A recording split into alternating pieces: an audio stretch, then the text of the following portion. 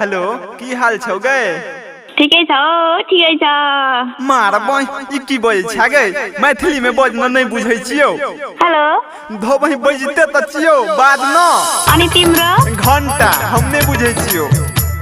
नेपाली बोलै छे हाइपसी music percent lover हमर मितारे नेपाली बोलै छे नेपाली बोलै छे डीजे संतन जीवात सरसा खरभिंडा नेपाली बोलै छे करे वीडियो कॉल त मस्ती में डोलै छे करे वीडियो कॉल त मस्ती में डोलै छे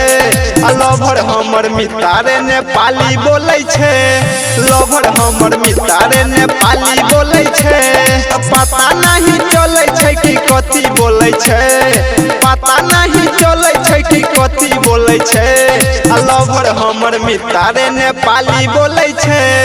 लवर हमर मितारे नेपाली बोलै छे हेलो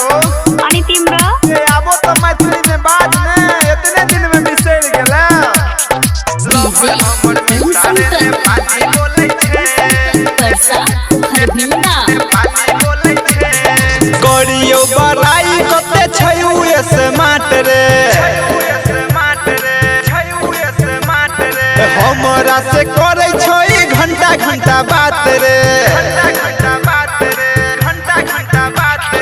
करियो बड़ाई कते छयु स्मार्ट रे हमरा से करे छै घंटा घंटा बात रे प्यार के नशाऊ दिलवा में घोलै छै प्यार के नशाऊ दिलवा में घोलै छै लवर हमर मितारे नेपाली बोलै छै लवर हमर मितारे नेपाली बोलै छै हाइपसी म्यूजिक परसेंट नेपाली बोलै छै नेपाली बोलै छै डीजे संतन जीवात सरसा खरभिंडा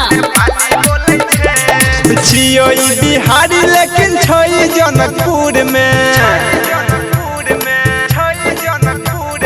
मामा गाम चल गेल छै हमरा से दूर में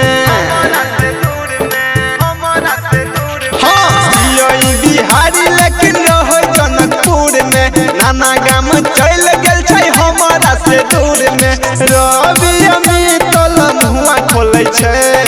जीवत सिंघल मुआ खोलै छै लवर हमर मितारे नेपाली बोलै छै लवर हमर मितारे नेपाली बोलै छै लवर हमर मितारे नेपाली बोलै छै।